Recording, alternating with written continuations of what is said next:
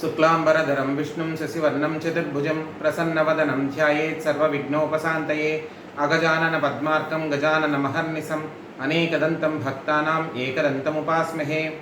गुरुर्ब्रह्मा गुरुर्विष्णु गुरुर्देवो महेश्वरः गुरुः साक्षात् परब्रह्म तस्मै श्रीगुरवे नमः। सदाशिवसमारम्भां शङ्कराचार्यमध्यमाम् अस्मदाचार्यपर्यन्तां वन्दे गुरुपरम्परां। सशङ्खचक्रं सकिरीटकुण्डलं सपीतवस्त्रं सरसीरुहेक्षणं सहारवक्षस्थलशोभिकौस्तुभं नमामि विष्णुं शिरसा चतुर्भुजं। छायायां पारिजातस्य हेमसिंहासनोपरि आसीनमम्बुदश्याममायताक्षमलङ्कृतं चन्द्राननं चतुर्बाहुं श्रीवत्साङ्कितवक्षसं रुक्मिणी सत्यभामाभ्यां सहितं कृष्णमाश्रये। श्रीगुरुभ्यो नमः। श्रीकृष्णपरमात्मने नमो नमः। अंदरिकी जय श्रीराम। नमस्कारं। మనం క్రితం వారం ప్రియవ్రతుడి యొక్క చరిత్ర తెలుసుకున్నాం. స్వయంభువ మనువు యొక్క కుమారుడైనటువంటి ప్రియవ్రతుడి యొక్క చరిత్ర అంటే స్వయంభువ మనువుకి ఏమని శాసనం జరిగింది బ్రహ్మగారి ద్వారా స్వయంభువ మనువుకి జరిగినటువంటి శాసనం ఏమిటి? పరిపాలన సాగిస్తూ ప్రజోత్పత్తి చేసి సృష్టిని ముందుకు నడిపించాలి, ప్రపంచాన్ని ముందుకు నడిపించాలి అనేటటువంటి శాసనం జరిగింది ప్రియవ్రత మహారాజుకి. అటువంటి విధంగానే సప్త సాగరాలు అలాగే సప్తఖండములు అంటే కాంటినెంట్స్, ఓషన్స్ అండ్ కాంటినెంట్స్ ఇవన్నీ కూడా ఎలాగ ఏర్పడ్డాయి, అందుకు ప్రియవ్రతుడు ఎటువంటి కారణమయ్యాడు, అతని యొక్క తపఫలాన్ని తపోబలాన్ని తేజస్సును ఎటువంటి విధంగా స్వార్థరహితంగా ఎంత నిస్వార్థంగా మన మానవుల యొక్క శ్రేయస్సు కోసం ధారపోసి ఖండాలని ఉపఖండాలని అలాగే సముద్రాలని ఎలా సృష్టించాడు, ఎలా సృష్టింపబడ్డాయి అనేది మనం తెలుసుకున్నాం. ఈరోజు అదే ప్రియవ్రతుడి యొక్క వంశానికి చెందినటువంటి అంటే ప్రియవ్రతుడి యొక్క సొంత సహోదరుడు అంటే తనతో పాటు కడుపును పుట్టినటువంటి ఉత్తానపాదుడి యొక్క వంశానికి చెందినటువంటి ధ్రువ చరిత్ర, ఉత్తానపాదుడి యొక్క కుమారుడైనటువంటి ధ్రువ చరిత్ర తెలుసుకుందాం. ధ్రువుని యొక్క చరిత్ర. ధ్రువుడు అనేవాడు చిన్న పిల్లాడు, 5 సంవత్సరాల పిల్లవాడు ధ్రువుడు. అందరూ కూడా గుర్తుపెట్టుకోండి, 5 సంవత్సరాల పిల్లాడు. ధ్రువ చరిత్ర విశేషించి మీకు ఎందుకు చెప్తున్నానంటే చాలామందికి ఉన్నటువంటి అపోహ లేదంటే అదొక నమ్మకం, అదొక దృఢ విశ్వాసం ఏమిటంటే పరమాత్మ పెద్దవారు అంటే వయస్సు బాగా పెద్ద వయసు ఉన్నవారికి, తపస్సు చేస్తేనే దొరికే వారికి, అటువంటి వారికి మాత్రమే సాక్షాత్కరిస్తాడు, మన స్థాయికి మనకి కనిపించడు అనేటటువంటి అపోహ. కానీ అది అపోహ అనుకోవచ్చు, లేదంటే అదొక నమ్మకం అనుకోవచ్చు, అదొక స్ట్రాంగ్ ఫీలింగ్ అనుకోవచ్చు. అది దృఢంగా ఏర్పడిపోయింది, కొన్ని తరాలుగా చాలామందికి ఏర్పడిపోయింది. కానీ మీరు ఈ ధ్రువ చరిత్రను ఒక్కసారి పరికించండి. ధ్రువుడి యొక్క చరిత్రని పరికిస్తే ధ్రువుడి వయస్సు ప్రహ్లాదుడంతటి వయస్సు. మనం ప్రహ్లాదోపాఖ్యానం రామాయణాంతర్గతంగా చెప్పుకున్నాం. ఇప్పుడు కూడా భాగవతాంతర్గతంగా రాబోయే రోజుల్లో ఇంకో 2-3 వారాల్లో చెప్పుకుంటాం. ఇప్పుడు ప్రహ్లాదుడు ఎంతటి సాధనతో ఎంతటి స్మరణతో నారసింహావతార ఆవిర్భవానికి ఎంత దోహదపడ్డాడో అదేవిధంగా తన యొక్క పరిస్థితిని, తన యొక్క బాధని బాపుకోవడానికి అంటే దూరం చేసుకోవడానికి హరిస్మరణ చేసి హరినే తలుచుకుంటూ నారాయణున్నే ధ్యానిస్తూ, దాన్ని తపస్సు అని అనకండి, కర్మ అనండి, ప్రొసీజర్, ప్రాసెస్. ధ్రువుడు తపస్సు ఒకటే చేయలేదమ్మా. ధ్రువుడికి తపస్సు కాకుండా ఇంకా ఏం చెయ్యాలి అనేది నారద మహర్షి బోధించి ఉన్నాడు. He has taught what to do and how to do. అది మనం తెలుసుకుందాం. అది తెలుసుకుని ఏం చేద్దామంటే ఇప్పుడు చాలామందికి ఇంకొక నమ్మకం కూడా ఏంటంటే ధ్రువుడు తపస్సు చేయగానే విష్ణువు మోక్షం ఇచ్చేశాడు, ధ్రువ మండలంలో తను స్థిరపడిపోయాడు. ధ్రువ మండలంలో స్థిరపడిపోయాడంటే సప్తర్షి మండలం కన్నా పై స్థాయిలో ఉంటుంది ధ్రువ మండలం, అక్కడ స్థిరపడిపోయాడని చెప్పి చాలామందికి ఉన్నటువంటి నమ్మకం. కానీ అలా జరగలేదు. నిజానికి భాగవత ప్రకారం, భాగవత పురాణ ప్రకారం అటువంటి విధంగా జరగలేదు. ధ్రువుడు తిరిగి మళ్ళా తన రాజ్యానికి వెళ్ళాడు. తండ్రిని తల్లిని చూశాడు. పెరిగి పెద్దవాడయ్యాడు. విద్యాబుద్ధులు నేర్చుకున్నాడు. 26,000 సంవత్సరాల పాటు రాజ్య పరిపాలన చేశాడు. చేసిన తరువాత తన తపశ్శక్తి, తను చేసినటువంటి కర్మల ఫలితంగా తనకి నారాయణుడు అనుగ్రహించినటువంటి స్థానం ధ్రువస్థానం. అంటే ధ్రువస్థానము అంటే అదొక నక్షత్రము అని చెప్పి మనందరం అనుకుంటాం, ధ్రువ నక్షత్రము అని చెప్పి. కానీ ధ్రువస్థానము అంటే అన్నిటికన్నా గొప్ప స్థానము, సప్తర్షి మండలం కన్నా కూడా గొప్ప స్థానము. సప్తర్షులే చాలా గొప్పవారు, చాలా ఒక స్థాయి ఉన్నవారు అనేటటువంటి భావన మనకి ఉంది. కానీ సప్తర్షుల కన్నా కూడా అధికమైనటువంటి, అంతకన్నా ఉన్నతమైనటువంటి స్థానానికి చేరినవాడు ధ్రువుడు. అది ఎలా చేరాడు, ఎందుకు చేరాల్సి వచ్చింది? అసలు ఏదో ఒక పరిణామం అంటూ జరగకపోతే ధ్రువుడు బాధకి లోనై ఉండేవాడు కాదు. బాధకి అవ్వకపోతే అసలు తపస్సు చేసి ఉండేవాడు కాదు. తపస్సు లేదంటే కర్మ క్రియ చేసి ఉండేవాడు కాదు. అది చేసి ఉండకపోతే నారాయణ సాక్షాత్కారం జరిగి ఉండేది కాదు. జరిగి ఉండకపోతే అతను ఆశీర్వదించి వరం ఇచ్చేవాడు కాదు.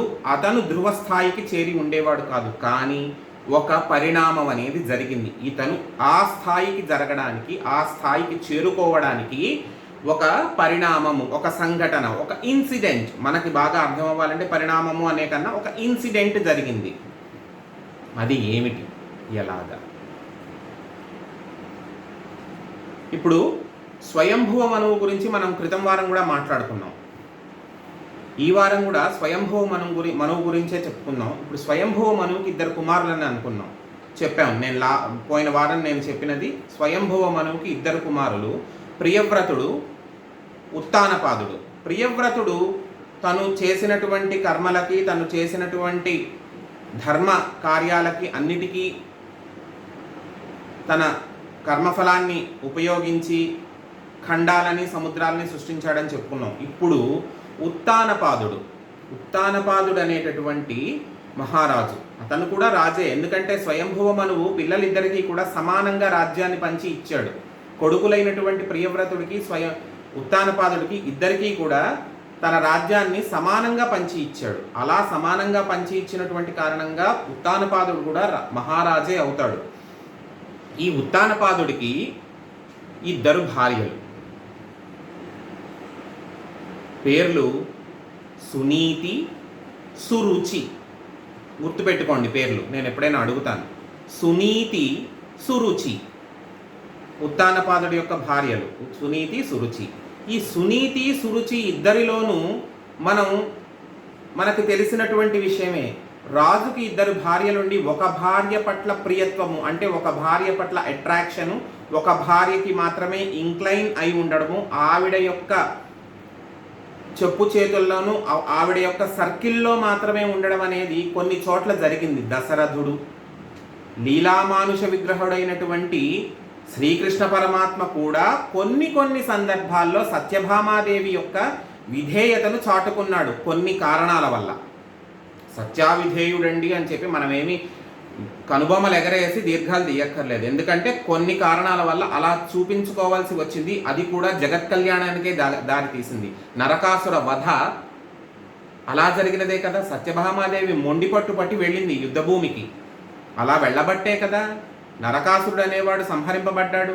కొన్ని కారణాలకి లీలామానుష విగ్రహుడైనటువంటి, లీలామానుష అవతారమైనటువంటి శ్రీకృష్ణ పరమాత్మ కూడా భార్యా విధేయత్వము అనేది చాటుకున్నాడు. అది లోక కళ్యాణానికి మాత్రమే. అయినంత మాత్రాన అందరూ అలాగే అనుసరిస్తూ ఉంటారా, అది న్యాయమేనా అంటే ఖచ్చితంగా అది న్యాయం కాదు. కానీ జరిగింది, అటువంటి విధంగా జరగబడింది. ఉత్తానపాదుడి యొక్క పెద్ద భార్య సునీతి, 2వ భార్య సురుచి. కానీ ఉత్తానపాదుడికి వచ్చినటువంటి ఇబ్బంది ఏంటంటే, పాపం ఉత్తానపాదుడు ఎటువంటి రకంగానూ దుష్టుడు కాదు, ఎటువంటి అధార్మికుడు కాదు, ఏమీ కాదు. కానీ అనుకోని పరిస్థితుల వల్ల, కొన్ని కారణాల వల్ల, ఆ కారణాలు ఏంటి అన్నది ఇప్పుడు మనం చర్చించుకోవాల్సిన అవసరం లేదు, ఎందుకంటే అది భాగవతాంతర్గతంగా వివరింపబడలేదు. కానీ కొన్ని ఉంటాయి, కొన్ని లౌల్యాలు, కొన్ని లోపాలు ఉంటాయి. వాటి వల్ల సురుచికి చాలా దగ్గరయ్యాడు. సురుచి కూడా ఆ నా భర్త నేను చెప్పినటువంటి మాట వింటాడు, నేను గీసినటువంటి గీటు దాటడు అనేటటువంటి భావనతో కొంచెం అతిశయంగా ప్రవర్తించడం జరుగుతుందన్నమాట. సురుచి, గుర్తుపెట్టుకోండి, సురుచి రెండవ భార్య. ఇటువంటి పరిస్థితుల్లో ఉత్తానపాదుడికి సునీతి వల్ల ఒక కుమారుడు, సురుచి వల్ల ఒక కుమారుడు, పెద్ద భార్య వల్ల ఒక కుమారుడు, చిన్న భార్య వల్ల ఒక కుమారుడు కూడా జన్మించారు. ఈ సునీతి సురుచిల వల్ల జన్మించిన పిల్లలిద్దరూ కూడా భార్యలు ఎలా ఉన్నా ఇప్పుడు ఉత్తానపాదుడిని మనం అతని పాయింట్ ఆఫ్ వ్యూలో ఆలోచిస్తూ ఒకసారి మీరు గుర్తు తెచ్చుకోండి, మీరు ఇవన్నీ ఒకసారి మననం చేసుకోండి. భార్య పట్ల ఎలా ఉన్నా తన కడుపున పుట్టినటువంటి బిడ్డలు, సునీతి కొడుకు సురుచి కొడుకు, ఇద్దరి పట్ల తండ్రి ప్రేమ అనేది ఒకే రకంగా ఉండాలి. అవునా కాదా? పిల్లల పట్ల ఒకే రకమైనటువంటి ప్రేమ ప్రదర్శించాలి తండ్రి అనేటటువంటి వాడు. కానీ ఉత్తానపాదుడికి ఎటువంటి సంకట స్థితి వచ్చిందంటే, పాపం ఉత్తానపాదుడికి ధ్రువుడు అంటే చాలా ఇష్టం. సునీతి కొడుకైనటువంటి ధ్రువుడు అంటే చాలా ఇష్టం, ప్రేమ ఆదరణ అన్నీ ఉన్నాయి. కానీ అది చూపించుకోలేడు, వ్యక్తపరచుకోలేడు. అది వ్యక్తపరచడానికి కూడా వీల్లేనంతగా నిర్బంధించింది సురుచి. రెండవ భార్య అయినటువంటి సురుచి ధ్రువుడి పట్ల తన భర్తకి ఉన్నటువంటి ప్రేమని ఆప్యాయతని కూడా ఏమాత్రము ప్రదర్శించుకోలేనటువంటి విధంగా, షో ఆఫ్ చేయలేనటువంటి విధంగా నిర్బంధించింది. She has restricted her husband to show his love towards his son. ఎంత అన్యాయం అది, అవునా కాదా? ఇప్పుడు భార్య పట్ల ఇష్టం ఉండడం వేరు, కొడుకు పట్ల ఉన్న ఇష్టాన్ని కూడా చూపించుకోకూడదు అంటే ఎలాగా? ఇప్పుడు దశరథుడికి భరతుడి మీద ఎటువంటి తక్కువ భావన లేదు. మనం ఆలోచించండి. మీ అందరికీ నేను మొదట రామాయణం చెప్పింది ఎందుకు? ఇవన్నీ కూడా కోయిన్సైడ్ అవుతాయి కాబట్టి చెప్పాను. దశరథుడికి భరతుడి పట్ల, శత్రుఘ్నుడి పట్ల, లక్ష్మణుడి పట్ల ఎటువంటి తక్కువ భావన లేదు. రాముడు అంటే ఇష్టం, రాముడితో పాటు పిల్లలందరూ ఇష్టమే. కానీ ఆ ఇష్టాన్ని కూడా ప్రదర్శించుకున్నాడు. నా పిల్లలు లేక పుట్టారయ్యా, ఎలాగా అంటూ ఎన్నిసార్లు చెప్పుకున్నాడు. విశ్వామిత్రుడు చెప్పుకున్నాడు, ఇంకొక చోట చెప్పుకున్నాడు, నా పిల్లలు ఏమిటి ఇలాగా అని చెప్పుకున్నాడు. కానీ ఇక్కడ ఉత్తానపాదుడికి ఆ ఫెసిలిటీ లేకుండా పోయింది, ఆ సదుపాయం లేకుండా పోయింది. తను నిర్బంధింపబడ్డాడు తన చిన్న భార్య వలన. ఒకనాడు ఏమైందంటే, సునీతి కొడుకైనటువంటి ధ్రువుడు, గుర్తుపెట్టుకోండి, సునీతి కొడుకు పేరు ధ్రువుడు.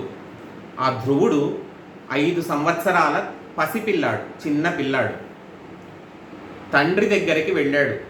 తండ్రితో కాసేపు గడుపుదామని చెప్పి సురుచి మందిరంలో ఉన్నటువంటి తండ్రి దగ్గరికి వెళ్ళాడు. తన సవతి తల్లి మందిరంలో ఉన్నటువంటి తండ్రిని చూడడానికి వెళ్ళాడు. వెళ్తే అప్పటికి సురుచి కొడుకు, చిన్న భార్య కొడుకు, ఉత్తానపాదుడి అంకపీఠం అంటే ఒళ్ళో, అంకము అంటే ఒడి, ఒళ్ళో కూర్చుని తండ్రితో ఆడుతున్నాడు, ఏదేదో మాట్లాడుతున్నాడు. 5 ఏళ్ల పిల్లాడికి ఎలా ఉంటుంది? నేను కూడా నాన్నగారు ఒళ్ళో కూర్చోవాలి, నేను కూడా నాన్నగారితో కబుర్లు చెప్పాలి, నాతో నాన్నగారు ఆడుకోవాలి అనేటటువంటి భావన ఉంటుందా లేదా? మనందరికీ ఉంటుంది.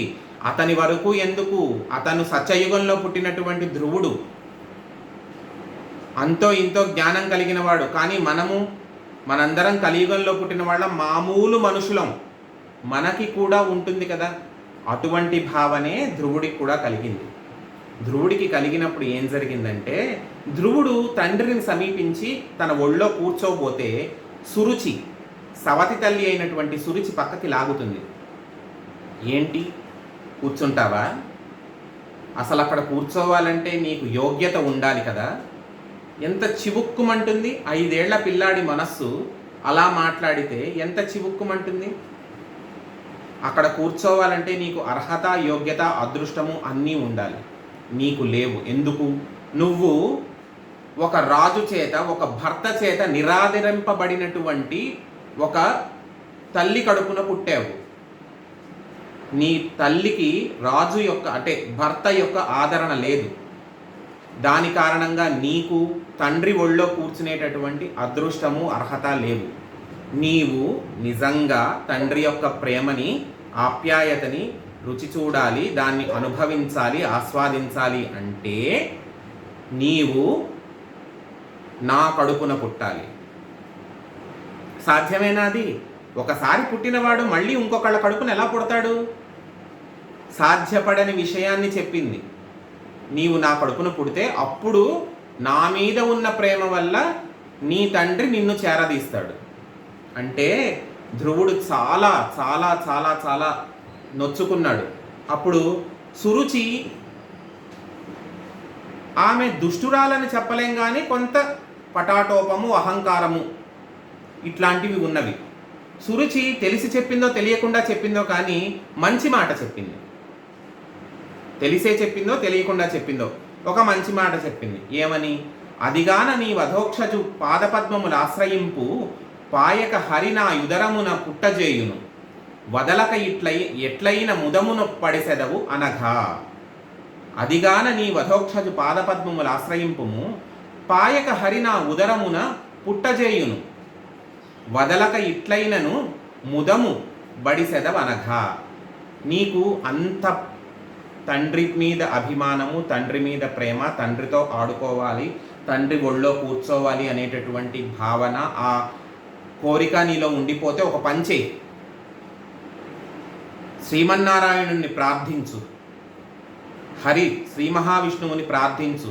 ఆయన నీ మొర ఆలకించి నిన్ను నా కడుపున పుట్టేలా చేస్తాడు. అప్పుడు నువ్వు కూడా తండ్రి ఒళ్ళో కూర్చుని ఆనందించవచ్చు, ఆడుకోవచ్చు అని చెప్తే అది విని చాలా బాధపడతాడు. చంటి పిల్లాడమ్మా, 5 ఏళ్ల పిల్లాడు, మీకన్నా కూడా చిన్నపిల్లాడు.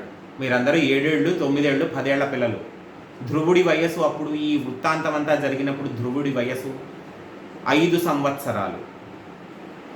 మామూలుగా మాట్లాడమే ఇంకా పూర్తిగా రాదు 5 ఏళ్లకు. అటువంటి ధ్రువుడు బాధపడ్డాడు, ఇంత క్లేశాన్ని అనుభవించాడు అంటే ఎంత కష్టంగా ఉంటుంది.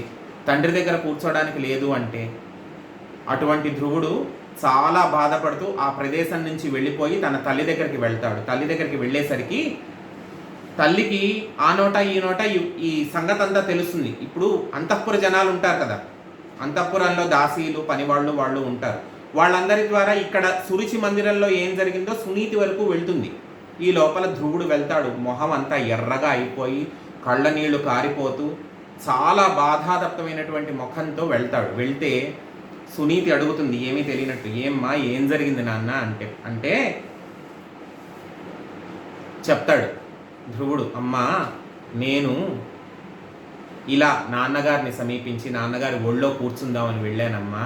కానీ పిన్నమ్మ సురుచి ఇలా నన్ను నెట్టేసి, ఒకవేళ నీకు నిజంగా నాన్నగారి ఒళ్ళో కూర్చుని ఆయన యొక్క ప్రేమని ఆస్వాదించాలి అంటే నీవు నా కడుపున పుట్టాలి. అందుకు నువ్వు కావాలంటే విష్ణువుని ఆశ్రయించు, విష్ణువుని ప్రార్థించు అని చెప్పి నాకు సలహా ఇచ్చిందమ్మా అని చెప్పి ఎంతో బాధగా చెప్తాడు. సునీతి కూడా ఎంతో బాధపడుతుంది. అయ్యో, నేను ఏ జన్మలో ఏ కర్మం చేసుకున్నానో, నేను ఎటువంటి దురదృష్టంతో రాసుకుని పుట్టానో, ఈనాటికి భర్తకి ప్రియమైనటువంటి భార్యగా ఉండలేకపోయాను. భర్త నిరాదరణకు గురైపోయాను. నేను ఒక దాసిగా కూడా నన్ను ఆదరించడం లేదు మహారాజు. అదీ కాక నా కడుపున పుట్టినటువంటి పాపానికి నిన్ను కూడా ఎంతో నిరాదరిస్తున్నారు.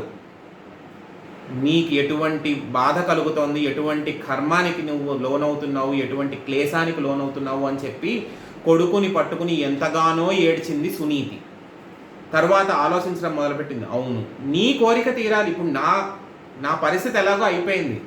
నేను భార్యగా నేను ఎలాగో సుఖాన్ని అనుభవించడం లేదు, కనీసం దాసిగా కూడా చూడట్లేదు. ఇప్పుడు నువ్వు కొడుకుగా గుర్తింపబడాలి, కొడుకుగా నువ్వు ఆయన యొక్క ప్రేమని, ఆదరణని నువ్వు చూరగొనాలి అంటే నిజం మీ పిన్నమ్మ చెప్పినట్టుగా, సురుచి చెప్పినట్టుగా నువ్వు కూడా శ్రీమన్నారాయణుడిని నువ్వు పూజించవచ్చు కదా, నువ్వు ఆయన్ని ఆశ్రయించవచ్చు కదా. ఎందుకు ఆశ్రయించాలో కూడా చెప్తాను, విను. నువ్వు ఆశ్రయిస్తే నీ కోరిక తీరుతుంది, తండ్రి యొక్క ప్రేమ నీకు దక్కుతుంది. నువ్వు అసలు ఎందుకు ఆశ్రయించాలో, ఎటువంటి పరిస్థితుల్లో నువ్వు ఆశ్రయిస్తే నీకు ఎటువంటి ఫలితం దక్కుతుందో నేను చెప్తాను విను అని చెప్పి చెప్తుంది సునీతి. ఏమని చెప్తుంది? పరికింపని విశ్వ పరిపాలనమునకై అర్ధి గుణవ్యక్తుడైన ఎట్టి నారాయణుని పాదనలిలముల్ సేవించి తగు బ్రహ్మపదంబునొందే ఘనుండు నీ తాత ఆ మనువు సర్వాంతర్యామిత్వమగు ఏకమై దృష్టి చేసి యాగముల్ యజించిత భౌమ సుఖములన్ దివ్య సుఖముల మోక్ష సుఖములన్ పొందే అట్టి అచ్యుతుని పరుని వితత యోగీంద్ర నికర గవేష్యమాణ చరణ సరసజయుగడు శాశ్వత ప్రకాశు భక్తవత్సులు విశ్వ సంపాద్యు హరిని. ఎటువంటి హరిని పూజించిన వారందరూ, హరిని స్మరించిన వారందరూ ఎటువంటి స్థాయికి చేరుకున్నారు ఒకసారి గమనించు. బ్రహ్మ హరి యొక్క స్మరణ చేసి హరిని ధ్యానించి బ్రహ్మపదాన్ని పొందాడు. అందరి తలరాతలు రాసేటటువంటి స్థాయికి చేరాడు. సృష్టికర్తగా స్థాపింపబడ్డాడు బ్రహ్మ, చతుర్ముఖ బ్రహ్మగారు. అంతేకాదు, ఆయన ద్వారా వచ్చినటువంటి మనువులు, ప్రజాపతులు అందరూ కూడా సృష్టిని ముందుకు తీసుకెళ్లేటటువంటి బాధ్యతని తలకెత్తుకున్నారు. నీ తాతగారైనటువంటి స్వయంభువ మనువు కూడా హరిధ్యానము వలనే, హరి యొక్క అనుగ్రహము వలనే ఒక మనువుగా స్థాపింపబడి ఈ ప్రజోత్పత్తి అనేటటువంటి కర్తవ్యాన్ని నిర్వహిస్తూ ముందుకు వెళ్ళి మోక్షానికి వెళ్ళిపోయాడు. యోగులు, మునులు అందరూ కూడా ఏం కావాలన్నా సరే ఆ హరి యొక్క పాదాలనే ఆశ్రయిస్తారు. నీవు కూడా ఆ అచ్యుతుడు అంటే చ్యుతి, నాశము. అచ్యుతుడు చ్యుతి లేనివాడు, నాశము లేనివాడు. నాశనం చేయలేరు కదా ఎవరు కూడా. హరిని హరింప చేసేవాడు ఎవరూ లేరు. అందుకనే అసలు అంతమే లేనటువంటి ఆ హరిని నువ్వు సుఖంగా ఉండాలి, నీ కోరిక తీరాలి అంటే ఆ హరిని ధ్యానించు, నీ కోరిక తీరుతుంది అని చెప్పి ప్రేరేపిస్తుంది తల్లి. అలా ప్రేరేపింపబడడం వల్ల ధ్రువుడు కూడా నిర్ణయించుకుంటాడు, వెళ్ళాలి, నేను కూడా హరిని ధ్యానించాలి, హరిని సేవించాలి అని చెప్పి వెళ్తాడు. వెళ్తే ఎక్కడికి వెళ్తాడు? ఎక్కడికి వెళ్ళాలో తెలియదు, బయలుదేరతాడు అంతే. అడవుల్లోకి బయలుదేరతాడు, ఎక్కడికి వెళ్ళాలో తెలియదు. ఈలోగా తనకి సర్వాంతర్యామి, అన్ని లోకాలు తిరిగేటటువంటి వాడైనటువంటి నారద మహర్షి కనిపిస్తాడు ధ్రువుడికి నారద మహర్షి కనిపిస్తాడు. నారద మహర్షి కనిపించి, పిల్లాడా, ఎవరు నువ్వు, ఎందుకు ఇటు వచ్చావు, నీ వయసుకు అసలు ఒంటరిగా నువ్వు ఇలా రావడం ఏమిటి అని అడిగితే చెప్తాడు, నేను ఫలానా ధ్రువుణ్ణండి, స్వయంభువ మనువు యొక్క మనవణ్ణి, ఉత్తానపాదుడి యొక్క కుమారుణ్ణి. నాకు జరిగినటువంటి అవమానము ఇది. నేను నా తండ్రిని సమీపించబోతే నా సవతి తల్లి అయినటువంటి సురుచి నన్ను ఈ విధంగా నన్ను నిరుత్సాహపరిచి నన్ను దూరం చేసింది నా తండ్రికి.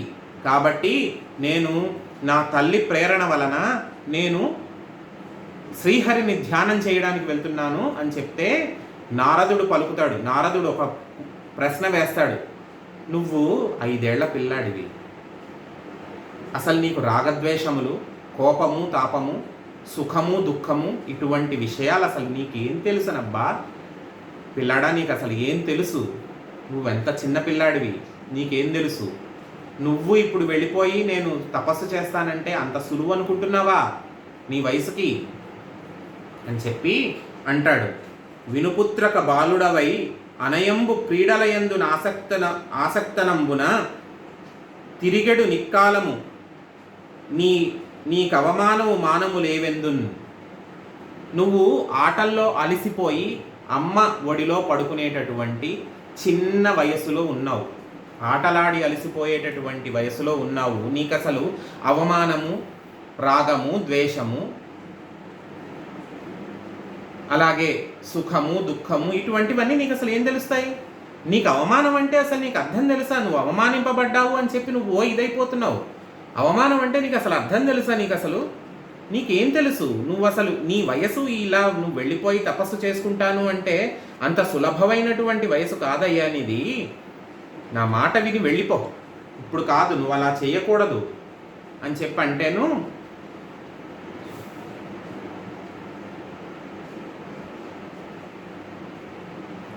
ధ్రువుడు అంటాడు, కాదండి, నేను ఖచ్చితంగా నిశ్చయించుకున్నాను, హరిని ధ్యానించి నేను నా తండ్రి యొక్క ప్రేమని పొందాలి అని చెప్పి అంటాడు. అప్పుడు